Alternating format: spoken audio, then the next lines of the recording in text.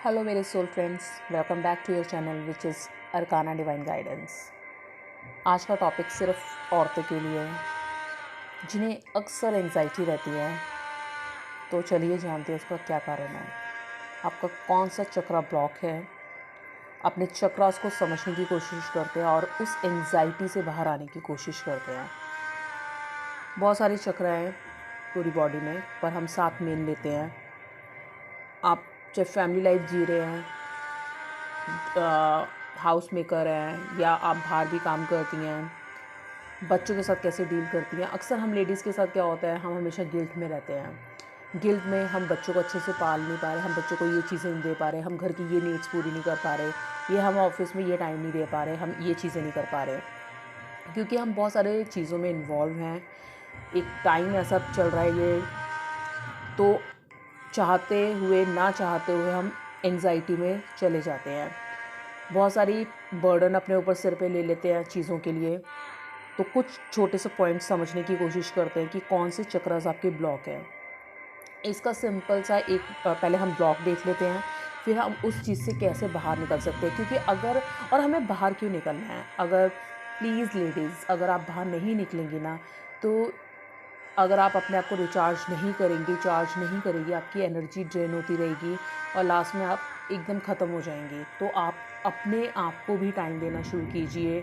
अपने ऊपर, अपने मन के ऊपर, अपनी बॉडी के ऊपर थोड़ा सा टाइम लगाइए, ताकि अगर आप अपने आप को खुश कर पाएंगी तो आप अपना काम भी बेटर तरीके से कर पाएंगी। अगर आप बहुत थका हुआ एक्सपीरियंस करते हैं, बहुत हर रोज़ की लाइफ में हमेशा थका थका फील करना, या बहुत ज़्यादा लाइफ में प्रेशर फील करना कि मेरे को बहुत प्रेशर है चीज़ों को लेके, और ऐसा लगता है हमें कि पूरी दुनिया का बोझ सिर्फ हमारे कंधों पे ही है। इसका क्या मतलब है? इसका मतलब है कि आपका रूट चक्र ब्लॉक है। जो स्पाइन के बिल्कुल सबसे नीचे होता है रूट चक्र, आपका रूट चक्र ब्लॉक है। तो रूट चक्र ब्लॉक, इसके लिए आप एक्सरसाइजेस कीजिए। मैं इसके बाद में बताऊंगी, पर हम पहले सिम्टम्स देख लेते हैं।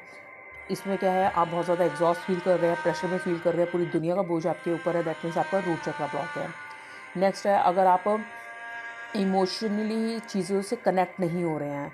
अगर आप अपने एक टाइम पे क्या होता है, एक फ़ीमेल जब एक अपने पार्टनर के साथ एक रिलेशनशिप में होती है, तो वो उस चीज़ को एंजॉय नहीं कर रही होती है। वो उसके लिए एक टास्क होता है रात को बेड पे जाना, और वो भी इसका टास्क है, आप कर रहे हैं, कोई इन्जॉयमेंट नहीं है, कोई इससे आपको रिलैक्स नहीं मिल रहा। आपने गए, आपने वो टास्क ख़त्म किया और आप वापस उस चीज़ से बाहर आ गए, आपने उसको फ़ील तक नहीं किया, इमोशनली आप कनेक्ट ही नहीं हुए किसी से।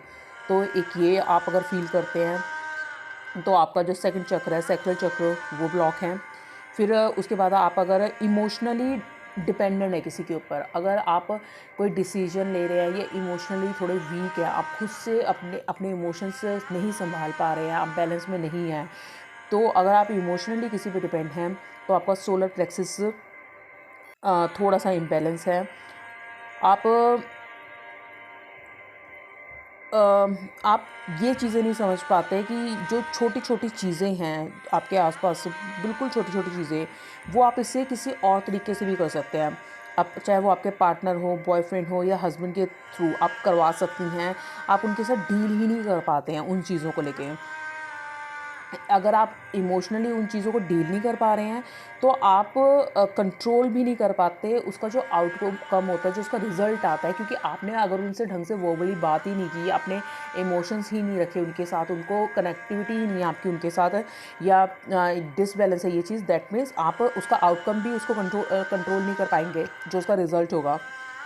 नेक्स्ट आपका आता है हार्ट चक्र से रिलेटेड। अगर आप बहुत अकेला फील करते हैं, अब सब कुछ है आपके पास, फिर भी कहीं ना कहीं अकेलापन है आपके साथ, या फिर आप ओवर इमोशनल है, ओवर सेंसिटिव है, specially in a negative way, that means आपका हार्ट चक्र ब्लॉक है। आप किसी से प्यार नहीं कर पा रहे, किसी को प्यार नहीं दे पा रहे, किसी को ट्रस्ट नहीं कर पा रहे हैं। नेक्स्ट आपका, आप अगर अपनी थॉट जो है, अपने अंदर की बातें हैं, किसी से एक्सप्रेस ही नहीं कर पा रहे, किसी को बता ही नहीं पा रहे, और कई बार आपको बहुत कुछ बोलना होता है, अंदर बहुत सारी चीज़ें भरी होती है, पर आपको लगता है कि छोड़ो यार, ये कहाँ मुझे समझने वाले हैं, ये क्या ही समझेंगे मुझे, या आप बोलना चाहते हैं पर आप बोल ही नहीं पा रहे हैं, तो आपका थ्रॉट चक्र ब्लॉक है। और अगर आप किसी को ट्रस्ट नहीं कर रहे हैं, और कोई डिसीजन लेना आपके लिए एक बहुत बड़ी टॉर्चर की जैसे है कि मैं डिसीजन नहीं ले पा रहा, या आपको ना दूरदृष्टि नहीं है, आप चीज़ों को देख नहीं पा रहे, विजुलाइज नहीं कर पा रहे हैं, फ्यूचर में इसका आउटकम क्या होगा उस चीज़ को नहीं समझ पा रहे हैं। दैट मीन्स आपका थर्ड चक्र ब्लॉक है। और लास्ट चक्र तो आपका विजडम का होता है, यूनिवर्स से रिलेटेड होता है, वो बिल्कुल लास्ट में जाएगा कि आप अध्यात्म की तरफ नहीं है, तो वो चीज़ है। तो बाकी ये बेसिक मैंने आपसे किया कि आपकी एंग्जाइटी की ये कारण है। इसका सिर्फ एक सॉल्यूशन, सबसे बेस्ट सॉल्यूशन ये है कि आप मेडिटेशन में जाइए। आप सिर्फ 1 मिनट का टाइम निकाल के भी, 2 मिनट का टाइम निकाल के भी अगर दिन में मेडिटेशन करते हैं, सपोज़ आप 24 घंटे में सिर्फ 5 मिनट टाइम निकालते हैं, आप मेडिटेट करते हैं और शांत हो जाते हैं, तो आप चीज़ों को ढंग से समझ पाएंगे। मेन प्रॉब्लम क्या होती है, जब हम अनअवेयर होके, अनकॉन्शियस होके टक टक टक टक एक के बाद एक काम करते रहते हैं और थॉट ही नहीं दे रहे हैं, हम रुक ही नहीं रहे हैं, उनको समझ ही नहीं रहे हैं, उन प्रोसेसिंग ही नहीं होने दे रहे हैं, तो हम टाइम नहीं ले रहे उस चीज़ को समझने का। जब आप मेडिटेशन में होते हैं आपको बहुत सारी चीज़ें क्लियर दिखाई देने लगती है, आपकी ऊर्जा प्रॉपर काम करने लगती है, तो ऊर्जा ब्लॉक हो जाती है, इसीलिए ही आप डिस्टर्ब होते हैं। तो प्लीज़ अगर ये ब्लॉक है, सपोज रूट चक्र आपका ब्लॉक होता है, दैट मीन्स आप बहुत डरे हुए हैं, या फिर आप इनसिक्योर है चीज़ों को लेके, इनस्टेबल है। अगर ये आपका ओवर एक्टिव होगा तो आप लालची हो जाएंगे एट द सेम टाइम, क्योंकि आपका रूट चक्र ओवर एक्टिव हो रहा है। जहाँ आप इनसिक्योर थे वहाँ पे आप एकदम मटेरियलिस्टिक हो जाएंगे, अपने पावर के नशे में चूर होंगे, बहुत एग्रेसिव होंगे। हाँ, अगर ये चक्र आपका बैलेंस होगा तो आप सेफ, सिक्योर होंगे, सेंटर्ड होंगे, हैप्पी, अलाइव। मतलब हर चीज़ में आपको बैलेंस चाहिए। एक चक्र मैं और क्लियर कर लेती हूँ, जैसे कि अगर आपका हार्ट चक्र है, सपोज हार्ट चक्र आपका ब्लॉक हो गया, तो आप एम्पैथ नहीं है, दूसरों को दुख दर्द नहीं समझ पा रहे, कड़वापन है बहुत ज़्यादा हेटफुल है आपके अंदर, ट्रस्ट इशू है, आप चीज़ों को एक्सेप्ट नहीं कर रहे हैं। पर अगर यही चक्र आपका ओवर एक्टिव है तो फिर आप बहुत जेलस फील करेंगे लोगों से, और अपने आप को ना कोशिश ही नहीं करेंगे कि किसी को उस लेवल पे चीज़ों को समझने की, या आप किसी को एक्सेस में दे देंगे चीज़, मतलब। लेकिन अगर वहीं आपका ये बैलेंस होगा तो आप पीसफुल लाइफ जी रहे होंगे, कंपैशनेट लाइफ जी रहे होंगे, लविंग होंगे, वार्म होंगे, ओपन हार्टेड होंगे। तो किसी भी चीज़ का बैलेंस होना बहुत ज़रूरी है। तो इसके बहुत सारे सिम्टम्स हैं, मैं आपसे जितने मुझे डिस्कस कर लूँ, डिस्कस करने से बेटर है कि आप उस चीज़ को समझें, अपनी जो बॉडी है उसको चैनलाइज कीजिए, उसको यूज़ कीजिए, आपके अंदर जो ऊर्जा है तो उसको बैलेंस रखने की कोशिश कीजिए, ताकि आप नेगेटिव में भी ना जाएं, बहुत एक्सेस पॉजिटिव में भी नहीं जाए, क्योंकि एक्सेस में भी क्या होता है वो भी आपके लिए चीज़ें बहुत ख़तरनाक हो जाती है। हमेशा बैलेंस लाइफ जीने की कोशिश कीजिए, और इसके लिए मेडिटेशन सबसे बेस्ट रहेगा। और इस आज संडे है, छुट्टी का दिन है, तो मैं आज आपसे एक चीज़ ज़रूर शेयर करना चाहूँगी बच्चों को लेके, क्योंकि हमेशा माएँ गिल्ट में रहती हैं कि उन्होंने अपने बच्चे के लिए कुछ किया नहीं किया, जबकि वो सब कुछ कर रही हैं, स्टिल उनको लगता है उन्होंने थोड़ा कम किया है। अपने बच्चों के साथ सोइए, एक दूसरे को गले लगा के सोइए। जीवन में एक बार ही बच्चों का बचपन मिलता है, फिर बड़े होने पर वे अपने रास्ते पे लग जाते हैं, अपनी ज़िंदगी में बिजी हो जाते हैं। दिल से दिल मिलाकर सोइए, इतना कि उनकी धड़कनें आपको महसूस हों, आप उनकी सांसों को महसूस कर सकें, सांसों में घुली उनकी खुशबू, उनकी टॉफ़ी की खुशबू, उनकी चॉकलेट्स की खुशबू, उनकी बॉडी की खुशबू आप महसूस कर पाएँ। इससे ज़्यादा खूबसूरत दुनिया में कुछ नहीं है। आपकी क्रिएशन, जिसको आपने क्रिएट किया है, जिस ह्यूमन को, छोटे से ह्यूमन को आपने बनाया, अपने संस्कारों से आप उसे पाल रहे हैं, आप उसको फ़ील कीजिए। क्योंकि आज के टाइम में हम लोग बहुत प्रैक्टिकल है, बहुत इंटेलिजेंट है, पर हमारी इमोशनल इंटेलिजेंस हमारे अंदर से खोती जा रही है।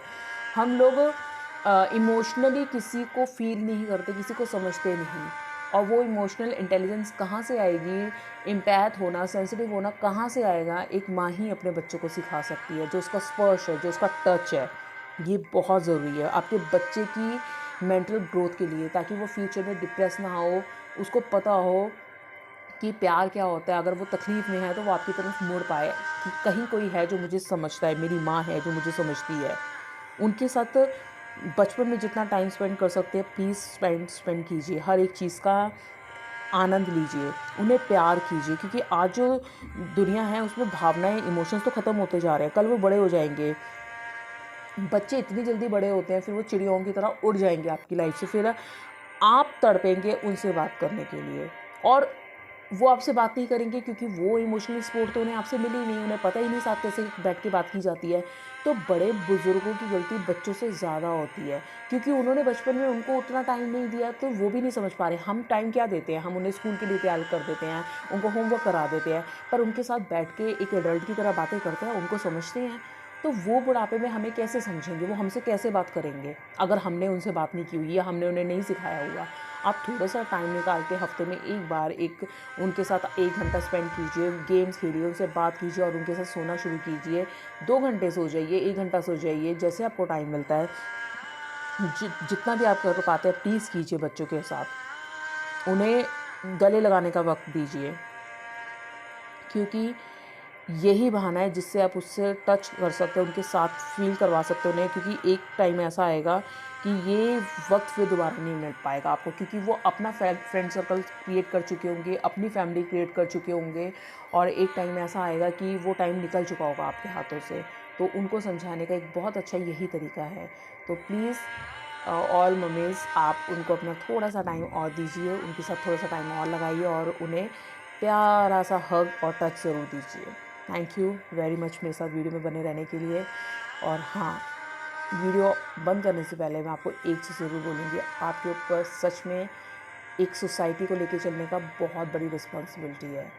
ये औरतें हैं जो रिस्पॉन्सिबिलिटी बहुत अच्छे से निभाती है, और जो औरत बहुत अच्छे से निभा जाती है, वो उसके बच्चों में, उसकी फैमिली में वो संस्कार दिखते हैं।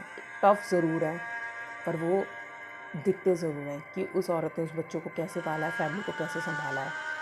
तो ऑल द बेस्ट, शुभकामनाओं के साथ कि आप अपने काम में अच्छे से निभा पाएँ अपने काम में विजय हों। Thank you very much. मिलते हैं नेक्स्ट वीडियो में।